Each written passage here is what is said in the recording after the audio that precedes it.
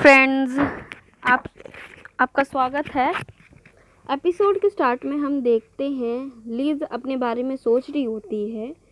Lease अपने ख्यालों में से आते हुए है ना उन लड़कियों को बोलती है, हे तुम दोनों, शायद तुम लोग सही हो, इस दुकान में मैं सही नहीं हूँ, पर मुझे ऐसा लगता है कि दूसरों की बुराई करने से अच्छा खुद की उपस्थिति पर ध्यान रखो। तुम लोग जो इतना बुरा बुरा बोल रही हो, तुम लोग ही इस दुकान को है ना नुकसान में पहुंचा रही हो। तो वो पीछे से बोलती है, क्या? हमारा रोमन उनको तिरछी निगाह करके देख रहा होता है और हमारी लीज और रोमन वहाँ से निकल जाते हैं। लीज है ना खिड़की में से उस ड्रेस को देख रही होती है जो उसे लेना होता है। फिर वो अपने फ्लैशबैक में जाती है कि उसके पिता ने कैसे उसको एक प्यारा सा चश्मा गिफ्ट किया था। फिर लीज अपना चश्मा निकाल के रोमन को देती है और कहती है कि ये लो, इसे तुम गिरवी रख दो और जो इसका फ्रेम है वो सोने का बना है।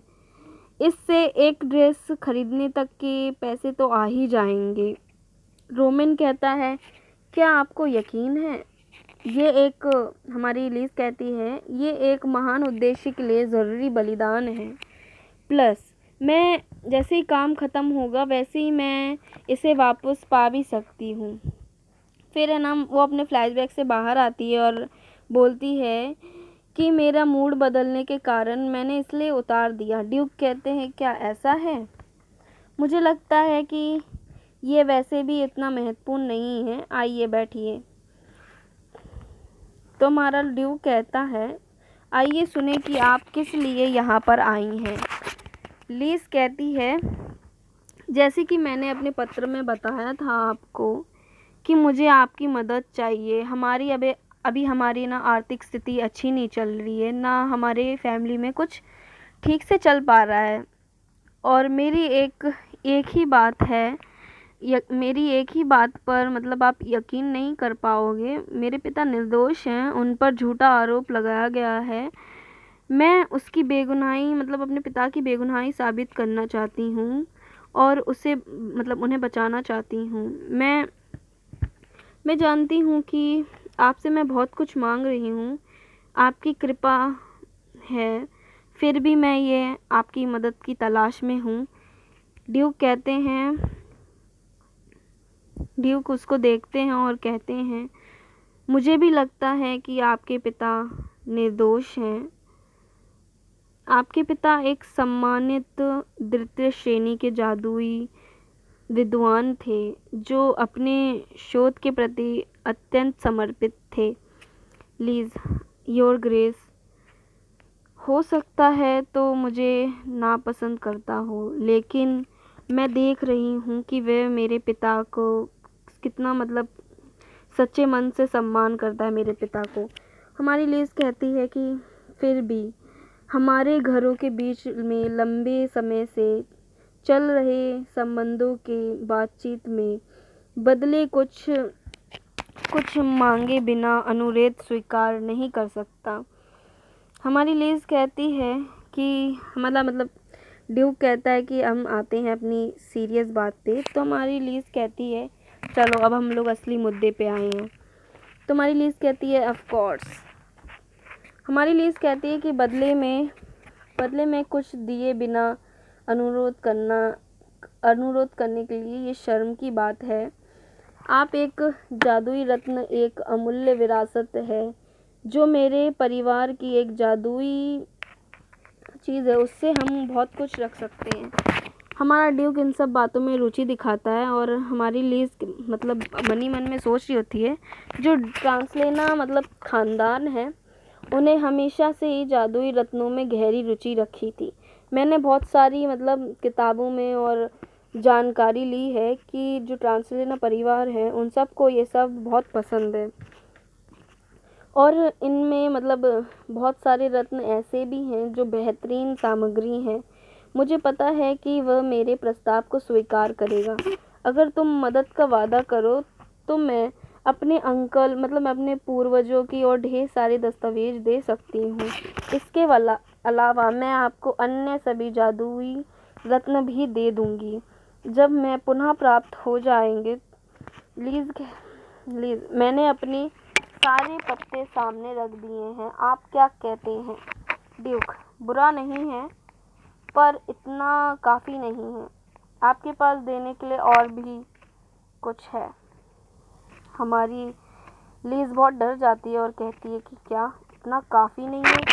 फिर हमारा मतलब ड्यूक कहता है आपके पास देने के लिए और भी कुछ है, जैसे कि आप अपने बारे में क्या कहती हैं?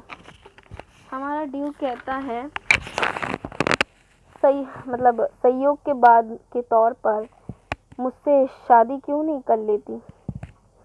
लीज बहुत आश्चर्य होती है और कहती है क्या शादी तुमसे? तो रोमिन गुस्से में देखता है और कहता है माय लॉर्ड, मुझे आशा है कि आप मजाक नहीं कर रहे। तो ड्यूक बहुत गुस्से में आ जाता है और कहता है हे नौकर, तुम इन सब चीज़ों से दूर रहो। फिर हमारा मतलब ड्यूक कहता है जो मेरी संपत्ति है हम उससे तुम शादी कर लोगी तो जो मेरी जनशक्ति है और भी बहुत सारा चीज़ें हम आदान प्रदान कर सकते हैं और आपके परिवार के ज्ञान और विरासत के लिए यदि मैं आपको स्थितियों में ऐसी है हमारे परिवारों को एक साथ मिलाना बहुत आसान होगा। दरअसल मेरा मानना है हमारे पूर्वजों ने एक बहुत पुराना वादा किया था अपने बच्चों का विवाह करवाने का उनके बच्चे विवाहित हैं, इनके पेरेंट्स में ना पूर्वजों में पहले ही एक शादी का वो चल गया था। तो हमारी हीरोइन कहती है क्या मेरे ग्रैंड अंकल? फिर वो कहती है वे ऐसा लापरवाह वादा कैसे कर सकते हैं, लेकिन कहाँ प्रतिज्ञा बहुत पहले की थी और हम सब भुला चुके हैं ये सब चीज़ें।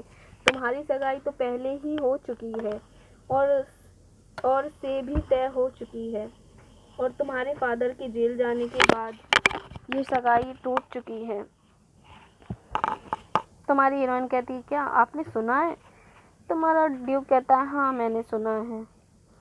और वो कहता है कि अब तुम्हारी इच्छा, तुम अपने फादर को बचाना चाहती हो तो तुम्हें शादी तो करनी ही पड़ेगी। हमारी हीरोइन बहुत आश्चर्य हो जाती है। तो हमारी ये हीरोइन है ना सोचने लगती है कि मैं क्या करूं और ड्यूक इन सब बातों पर सीरियस होता है, वो सीरियस दिख रहा था। तुम्हारी हीरोइन लीज कहती है कि हाँ मैं समझ रही हूँ कि हमारी शादी बहुत बहुत ये होगी, बेनिफिट होगी। इस शादी से हम दोनों को ही बहुत कुछ मिलेगा। तो हमारी हीरोइन कहती है कि आप सच में मुझसे शादी करना चाहते हैं? मेरे पास कुछ भी नहीं है, मेरा तो मेरे पापा भी जेल में हैं, मेरे पास ना ज़मीन ना जायदाद ना कुछ बची है और सब लोग मुझे लाल बालों वाली चुड़ैल भी कहते हैं। तुम्हारा ड्यूक कुछ कहने ही जाता है, इतने में बाहर से कोई आता है, कहता है माय लॉर्ड, मुझे माफ़ करना आपको परेशान करने के लिए, पर ये बहुत इमरजेंसी का टाइम चालू है। हम है ना एक मॉन्स्टर को ले जा रहे थे, वो सो रहा था पर अचानक से वो मॉन्स्टर जाग चुका है। तो हमारा ड्यूक देखता है उसके तरफ और वो आदमी है ना वो डर जाता है और वो कहता है क्या तुमने क्या कहा? तो हम देखते हैं कि ये रहा वो मॉन्स्टर जो पूरी जगह पर तबाही मचा रहा होता है और कुछ लोग लड़ रहे होते हैं। एक कहता है कि तुम जख्मी हो चुके तो पीछे आ जाओ, तुम्हें और लड़ने की ज़रूरत नहीं है। तो पीछे वाला लड़का कहता है कि जल्दी जल्दी हमें निकलना होगा, ये तो सब जगह तबाही मचा रहा है। तो कोई कहता है कि जो ड्यूक ट्रांसलेना का घर है और जो स्कॉलर्स हैं अभी कोई मदद करने के लिए क्यों नहीं आ रहा। तो हम देखते हैं कि हमारा ड्यूक और लीज है ना मैदान में पहुंच चुके होते हैं। तो हमारी लीज कहती है क्या ये गोलम है? तो ड्यूक कहता है कि हाँ ये आर्टिफैक्ट नंबर 00325 और ये बहुत एक मर्ड डॉल है, कीचड़ वाली डॉल है और ये जाग चुकी है। हमारी लीज उसके तरफ देख रही होती है और कहती है कि मैंने इसके बारे में पढ़ा था कि ये सेकंड रैंक का एक हायर वो है, इससे है ना बहुत मुश्किल लोग ही बड़े लोग ही कंट्रोल कर सकते हैं और ये एक ऐसा पुतला है जो जंग में लड़े तो हर जगह तबाही मचा दे। और वो उसके उसने पढ़ा था किताबों में। तो देखती है कि इसे कैसे हराया जाता है। तो हमारी हीरोइन है ना अपने ना जादू का कमाल करती है और उन लोग को देख रही होती है। तो हमारा ड्यूक कहता है कि सब लोगों को बोलो कि पीछे जाए, और हम लीज को भी कहता है कि हमें भी पीछे जाना चाहिए। हम देखते हैं कि हमारी लीज है ना कोई मैजिक करती है और ड्यूक उसको देख रहा होता है। हमारी लीज मैजिक करते हुए बहुत सुंदर दिख रही होती है और वो है ना कोई स्पेल पढ़ती है और कहती है आब्राकडाब्रा सो जाओ। और वो है ना जो मतलब मर्ड वाला डीमन था वो सो जाता है और सब लोग ये देखकर खुश हो जाते हैं कि आखिरकार वो शांत हो गया।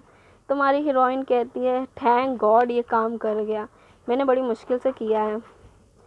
तुम्हारा रोमन कहता है मैडम आप तो कमाल कर गई। तो ड्यूक कहता है कि मुझे नहीं मालूम था कि तुम ऐसे डीमंस को भी कंट्रोल कर सकती हो। तुम्हारी हीरोइन लीज कहती है कि मैंने ना बचपन में ही बहुत सारी किताबें पढ़ी थी तो मुझे बहुत सारे स्पेल्स वगैरह याद है और मैं ना मतलब बहुत सारी है ना मतलब मेरी मेमोरी भी बहुत तेज़ है तो मैं बहुत कुछ याद कर सकती हूँ। लीज अपने बारे में तारीफ़ कर ही रही होती है अपने बचपन के बारे में। इतने में ड्यूक कहता है मुझे मालूम है कि तुम ही एक ऐसी लड़की हो जिसने मतलब जो जहाँ आदमी ये सब करते थे पर तुमने भी ये किया। और लीज है ना वो उसके बारे में सोच रहा होता है ड्यूक, और हमारी लीज कहती है क्या। तुम्हारा ड्यूक अपने बातों से वो हट जाता है और ड्यूक कहता है कि हमें फिर से अपने नेगोशिएशन पे वापस आना चाहिए और कहता है कि तुम अपना है ना अभी ख्याल रखो, तुमने अभी बहुत बड़ा मैजिक किया है, हम बाद में मिलेंगे। और वो कहता है कि हम फिर से मिल सकते हैं और हम फिर से मेरे प्रपोज़ल के बारे में और भी बात कर सकते हैं। तुम्हारा रोमन मतलब कमरे में हम लीज और रोमन आ जाते हैं और रोमन चिल्ला रहा होता है मतलब माय लेडी करके कि मैं इस मैरिज के लिए हाँ नहीं कर सकता, ये नहीं हो सकता, वो एक बुरा आदमी है। तो रोमन कहता है कौन जानता है कि वो आपको कैसे मतलब रखेगा और कैसे आपको मतलब व्यवहार करेगा, और वो कितना रूड था आज। तुम्हारी लीज कहती है और वो कितने मतलब लीज कहती है कि तुम शांत हो जाओ रोमन। तो रोमन कहता है कि वो कितना नॉनसेंस बोलता है और लीज कहती है कि तुम ओवर एक्टिंग कर रहे हो, तुम शांत हो जाओ, ज़्यादा मत सोचो। तुम उसके हमारी लीज है ना मन में सोच रही होती है कि उसने कितना रीज़नेबल प्रपोज़ल दिया है, अगर मैं उससे शादी कर लूँगी तो हमारी फैमिली को भी बहुत फ़ायदा होगा। और वो कहती है कि मैं कुछ भी हो जाओ इस शादी को टाल तो नहीं सकती। वो मन में ऐसा सोच ही रही होती है और फिर है ना रोमन की तरफ देखती है और रोमन कहता है क्या फुटस्टेप कोई आ रहा है। तो हमारी लीज को मालूम पड़ जाता है कि ये कौन है। हम देखते हैं कि ज़ोर से धड़ाम करके कोई आता है और यहीं पर एपिसोड ख़त्म हो जाता है। Thank you guys for watching. New episodes के लिए लाइक एंड सब्सक्राइब।